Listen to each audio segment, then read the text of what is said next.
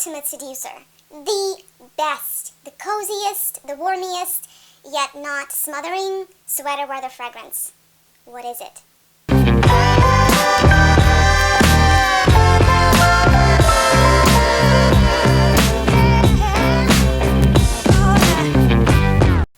It's an ambitious task, but we will try to give an answer to this question today together. I have pulled a very, very high bar, kind of very exquisite selection of sweater weather fragrances for you guys, and here is my Floridian version of a sweater weather. It's a very toasty 86 degrees of Fahrenheit in here. So yeah, that's how I have to do it. Anyway, I want to start with a fragrance that kind of almost opened the niche perfumery for me.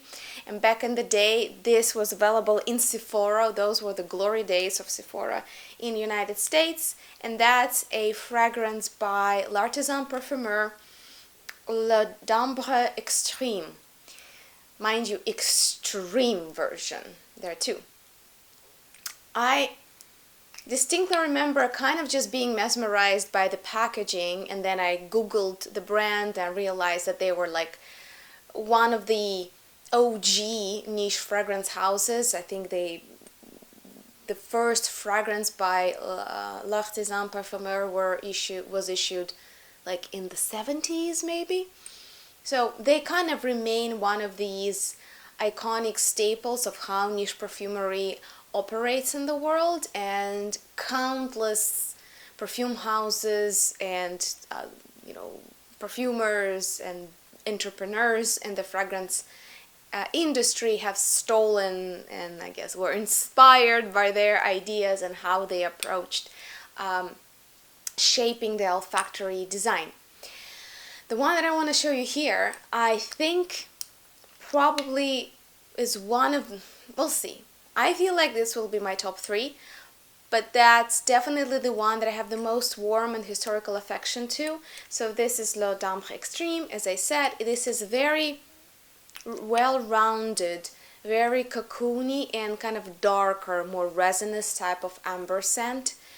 I love putting it before going to bed, especially if I had a very tumultuous day.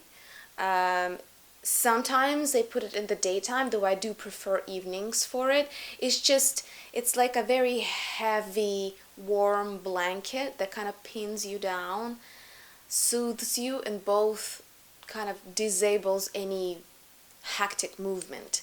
So it does sometimes help to give me joy and peace during the daytime, but I have to be in the right kind of mood. I have to be nervous, but still energetic, because sometimes I relax too much when I put it on. I go into like happy child mode almost. It's like you're being cocooned by your parent figure, by the guardian of your life, and you just melt into the sweet, dark, resinous amber. Amazing, amazing choice for anybody who likes amber. And again, you can make it a little bit sweeter, though I don't think it really needs any more sweetness if you layer it with any other gourmand. I would even go as far as potentially layering it with something sharper, like a vetiver fragrance, or any kind of tobacco or, woody, dry spice, base heavy fragrance if you want to give it a little bit more of a respectable and kind of more of a, I don't want to say masculine, but kind of a grounded impression to it. Otherwise, I love it as it is. I've been cherishing this bottle that I got a while ago, and I'm thinking about a backup because I have probably 1,000 ambers in my olfactory library, and nothing quite is as well composed, as well rounded as L'Ambre Extreme by L'Artisan Parfumeur. Another one for the same brand was actually a close follow-up. When I discovered it, I like it less, but my friends and people who sample from my olfactory library, by the way, I do post these days. I took upon myself, as you asked, and as I wanted myself for a long time, and I created a website, and you can actually dig through my olfactory library, and if you want to sample something rare, something that you wanted for a long time but you don't want to kind of shell money on the whole size bottle, you can get it right from my stash. I'll leave a link below. So this one is very popular among the circle of friends who get into kind of niche gourmands. It's called Noir Exquis. I don't think it's discontinued, but I noticed the prices for it were continually climbing online. So probably if it continues to be as popular as it is, I'll get a backup, probably a bigger one. I still like I'm a sucker for the old school packaging of L'Artisan Parfumeur. If you buy them now, you're gonna get a more modern, but like I prefer it less. Like I really like the originals. Anyway, Noir Exquis is a slightly burnt sweet gourmand. And again, the burn here is not sticky, it's not bitter, it's not smoky, it's just roasted nuts, essentially, kind of effect. To me, these two, the La d'Ambre Extreme and Noir Exquis, share kind of a similar DNA. The sweetness here is very well rounded and not syrupy, not sugary, and kind of reminds me a little bit of Old Gourmands by Serge Lutens. So I would say if you do like niche gourmands, these two are nearly must-haves in my view to try. This is more of a kind of a crowd popular favorite because it's more dessert-like, it's more edible, but La d'Ambre Extreme is like just dear to my heart. Talking of Serge Lutens, this one is very rare.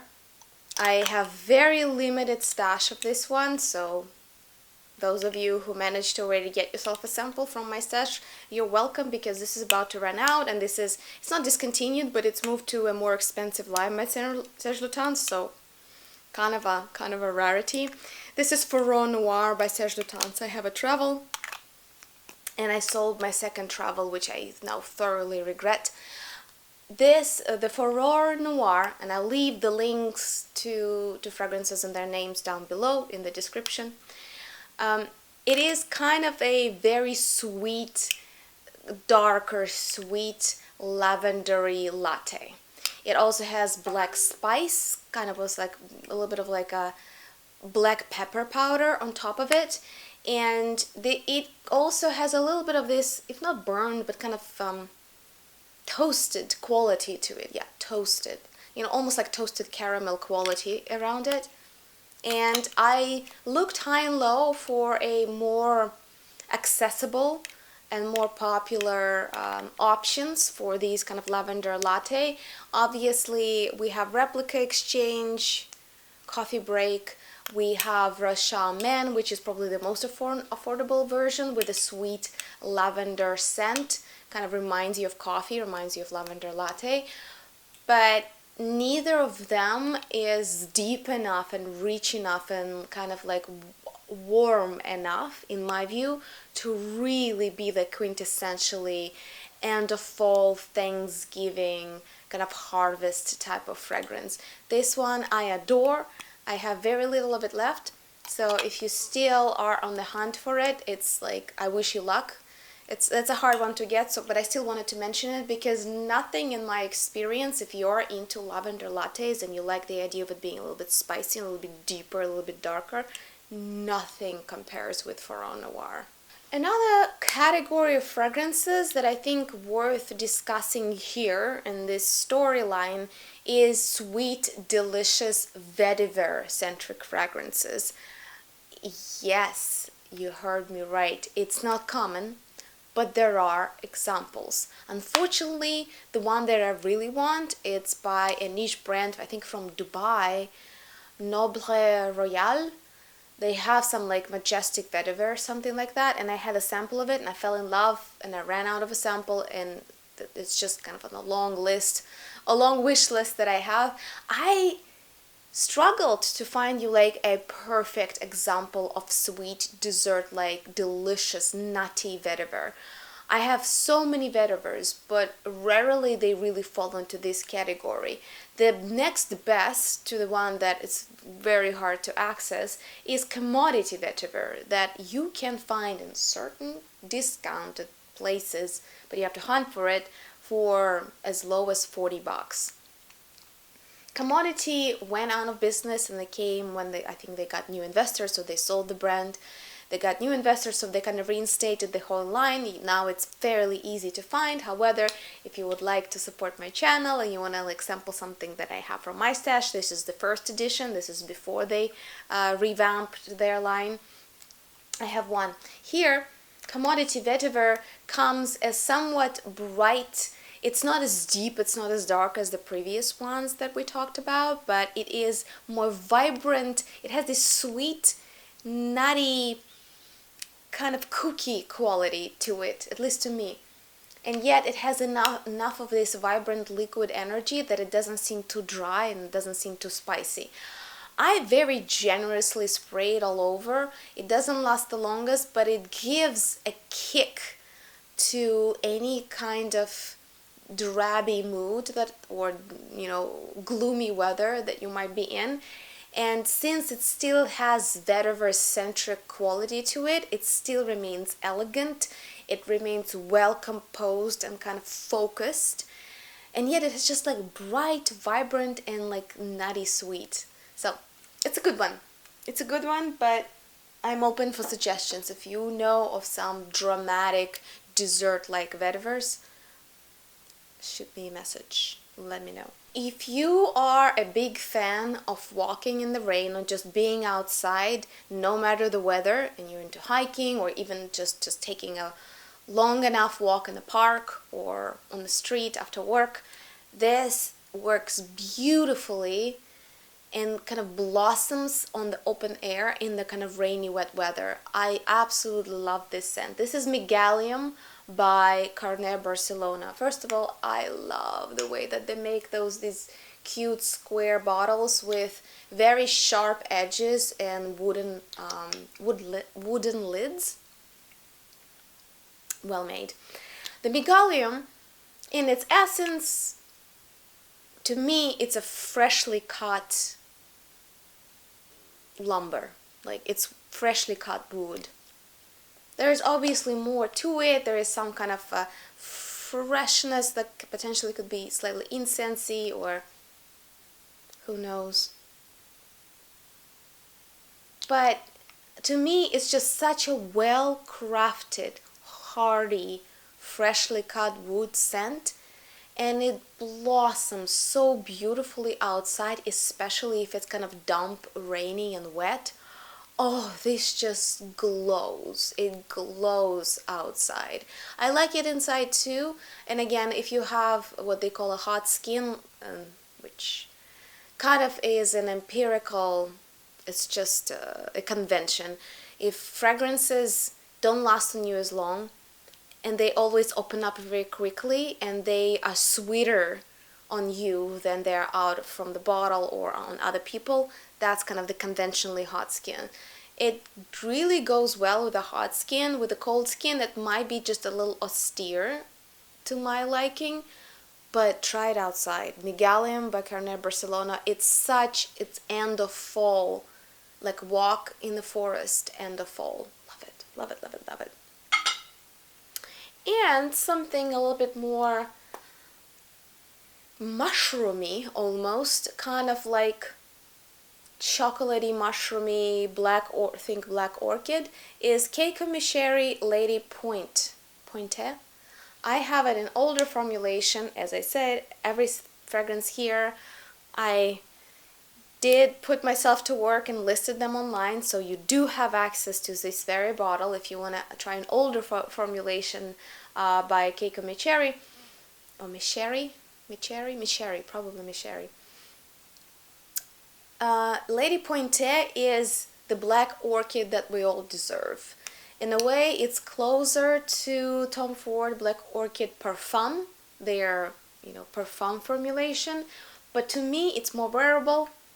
It's better rounded, it's slightly more floral, and therefore has a little bit more of a trail, has a little bit more of a sillage, and it's less cliche. I don't know. They are very much in the same family with Black Orchid, but I do strongly prefer Lady Pointe, and all of the versions of Orchid by Tom Ford I now got rid of. They just don't work for me, but I appreciate kind of the chapter that Tom Ford has written with that fragrance line. If you want to like Black Orchid but can't wear it, that might be it.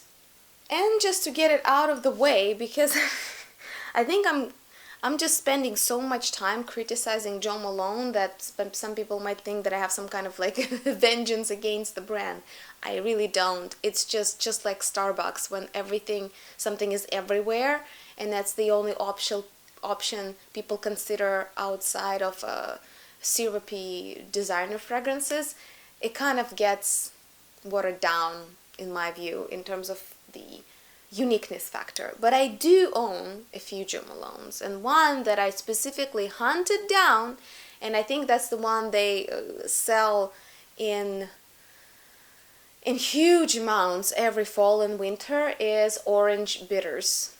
I have Orange Bitters Cologne in limited edition here. I think Jo Malone now every year comes up with a limited edition, and that's definitely something I would recommend for people who like cocktails, especially Prohibition era cocktails, like Old Fashioned, anything pretty much that takes a bitter. These are winter oranges. So, well balanced, somewhat ambery, woody base, very soft, nothing intrusive, nothing heavy or gourmand, nothing too sweet. And it's just this kind of sweet orange zest, almost orange cookies in a way. Minus kind of the cinnamon, minus the spiciness of it all. Very reliable, goes so well with whatever outfit or whoever the person is, because, you know, like if you know how Old Fashioned smells, that's kind of it. The only problem that I have with it, that it doesn't last very long, so prepare to get yourself like a decant and just put it in your, bring it with you so you can bathe yourself every, I don't know, every hour, every 2 hours. Otherwise, really good staple. And for those of you who are running out just to get a gift, any gift, and the only thing that you have available is Jo Malone Corner, which I think is now on every corner, in every mall, and in every department store, you will probably find orange bitters there, probably in the very appropriate and festive gift packaging, and probably they will come up with a limited edition this year that will look just as festive as, you know, your well-spent $100 require. So in that sense, I would call this super mainstream, but good kind of mainstream. I always wanted to save it for last, but every time I talk about a fragrance in the filming stage of this video, I feel like I'm betraying myself by not talking about this one. This is yes, I think we don't have to go into the ranking. I already know this is going to be the Thanksgiving, the fall fragrance, the most quintessential, unique, fun, wearable, niche fall fragrance, period. That's just it. Can you guess it? I definitely can guess it already. Those of you who watched any videos of mine that were, you know, about the fall fragrances, know, you do know. It's Like This by Etat Libre d'Orange. As far as I know, again, it used to be sold in Sephora. I'm not sure if they still sell it there, but it's fairly easy to find online, including my own olfactory shelves, so you can get yourself a sample if you want to. Also, fragrances like that are so to the point that I find them to be very seasonal. I do wear like this every time I want some kind of comfort zones, some warm hug, but it can be very seasonal for many people because it is about the pumpkin. It has the most delicious pumpkin that is not too edible. It still remains a perfume, you know, a fragrance. It doesn't sound like something that you could get in a bakery. Because I find when things are too flavor-like food flavoring-like, then it kind of like, yeah, like I like the smell, but I don't consider this a personal perfume. This is definitely an olfactory personal perfume creation. There is way more to it than just pumpkin sweetness, but it clearly dominates. There is a little bit of this refreshing ginger at the start, but the overall, to me, this pumpkin is somewhat a little bit metallic, which I like because it takes it away. It doesn't fall into edible pieces. I personally don't like that. I don't think it makes a good perfume. It makes a good, maybe a room scent, maybe a good candle, maybe good experience if you're baking cinnamon cookies and making a pumpkin pie. But as a perfume, there needs to be a kind of an illusion, right? Like a hint toward the pumpkin pie, but it has to be something still very elegant, very interesting, very sophisticated. To me, like this, and again, the mascot of this fragrance is Tilda Swinton. I think it says it all. Tilda can do no wrong in my book. This is the Thanksgiving. This is the end of fall fragrance. If you haven't heard of it, and if you have to try it, you gotta try. At least you gotta try. At least get a small sample from me or from anybody else. It is going to shape your memories. It's gonna shape how you see the scent of pumpkin in perfumery. This is the absolute must-have if you are exploring fall fragrances or sweeter fragrances or any kind of note-based fragrances. I love it. And as a tag along, another very comforting sweet, and I would call it a somewhat unusual pick for the end of fall, because it works on the contrast, is Fils de Dieu. It's a very long name, but it's also the same brand, Etat, Libre, Orange, and it ends Fils de Dieu. I love it because it's sweet rice pudding with coconut, and it's kind of like this very vanilla, coconutty, ricey, delicious dessert that makes you think of more exotic places than the one you're in. And this is why I think it works perfectly for fall. It creates this juxtaposition of what's out around us, what's outside us, and how it makes you feel. It's just like you melt into this coconutty, adorable sweetness. So, another really great one to sample and to try from this brand. And we are gonna finish with one of the best conceptually designed brands that I know in the niche category, Histoires de Parfums. I love their, this is half books. The full-size bottles literally look like books. You can stack them. There is everything about the packaging and conceptual design and execution of Histoires de Parfums is, to me, just the paragon of how niche perfumery should be. When it comes to fragrances, I think recently Histoires de Parfums has been we keep waiting. We're waiting for their major comeback, because they started really strong, and some of the portraits that they have and some of their creations that they are known for still to this day remain, to me, top of market in terms of the overall product. It's not all about, as marketers say, the juice, though I know perfumers hate that when people refer to fragrances as juice. But anyway, it's not just the juice. Perfumery, it's everything. It's storytelling, it is style, it is aesthetics, it's self-expression, so everything matters. And these two absolutely deliver on the promise. Okay, let's start with another Ambre. Very close competitor. I was kind of split, but La D'Ambre Extreme by L'Artisan Parfum is just a little bit more dear to my heart, and it's a little bit more rounded. This is more, almost slightly more herbaceous and slightly more prickly in a good way, like a wool sweater type of amber fragrance. It's Amber 114. I actually haven't even talked about the notes in this video but it's fine. Like, it's very easily, you can look it up fairly easily. So we're talking about rose, geranium, patchouli. It's actually very convenient that they put it right in the bottle. And yet, I don't want to go into all these details because it has a little bit of a vintage feel, which often geranium delivers to amber fragrances, but it's not too vintagey, it's not too old, it's not too spicy, it's nothing in particular that kind of puts it apart, and yet is so nicely woven together, just like a good chunky wool sweater, that it's like once I get into the Amber 114, it's kind of hard to put it aside. It's very quickly can become your absolute favorite amber, and amber blossoms in cold weather. That's one thing for sure. If you have been neglecting your ambers, it's time to whip them out and take them for a walk.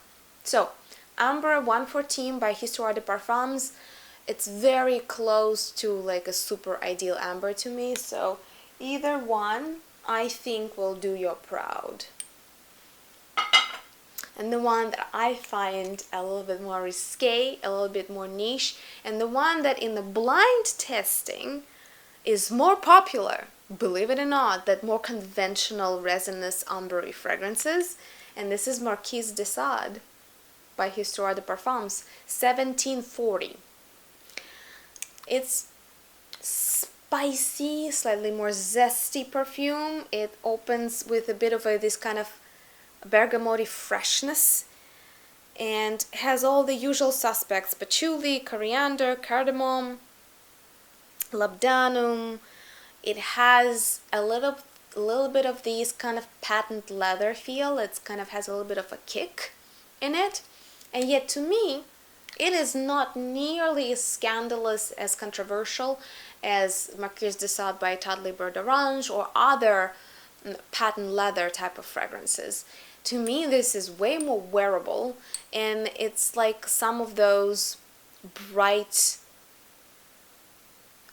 vivacious fragrances that you think, okay, one spray is enough, and then by the end of the day you're bathing in it because you just want more. I think Outrageous by Frederic Malle is one of those for me. Like, I have a few fragrances that they're bright, you don't need to bathe in them, but there's something about constantly wanting more that just gets you to overspray. To me, Marquis de Sade, I'm guilty as charged. Like, if it is the beginning of the night and I had a few sprays on, by the end of the night, damn sure it will be my 10th or 14th spray. It's just so deliciously controversial. It has a little bit of a kick. It has a little bit of it has teeth to it. And yet it stays, to me, a comfortable, spicy fall scent. To me, it's quite delicious. Alright, and this is where we are when it comes to the quintessential end of fall, rainy weather. Though I guess for the specifically windy and rainy weather, I have quite a few to show you guys that are almost, there are certain fragrances that are almost unwearable outside of like outdoor scenarios. So if you're curious, let me know. I'll put my mind to it. I might make you another video. But when it comes to comforts, when it comes to celebrating harvest, celebrating family, getting together, and getting the most hugs every time you do have a Friendsgiving, you know what I mean? These are the guys. The top 3. Alright, let's get down to it. Well, number 1, it has to be Etat, Libre d'Orange, like this. This is just a no-brainer. I would say, yeah, the Amber L'Ambre d'Extrême by L'Artisan Parfumeur, number 2. Ooh, this is hard. Who will be number 3? I would say just the richness and the uniqueness factor, Forreau Noir by Serge Lutens. Here you have it. This is my picks. I will be waiting for yours if you want to expand my horizons and, you know, share what do you consider to be like the ultimate Thanksgiving and the fall harvest fragrances. Please let me know in the comments down below. If you enjoyed this video, you can send me a coin. Donation link is down below. If you want to sample some of these, all the names and links are also down below, right there in the description. If you liked the video, please share it on the socials. The more people we get into the frag community, the better for us. Otherwise, I'll see you in the next video. Bye!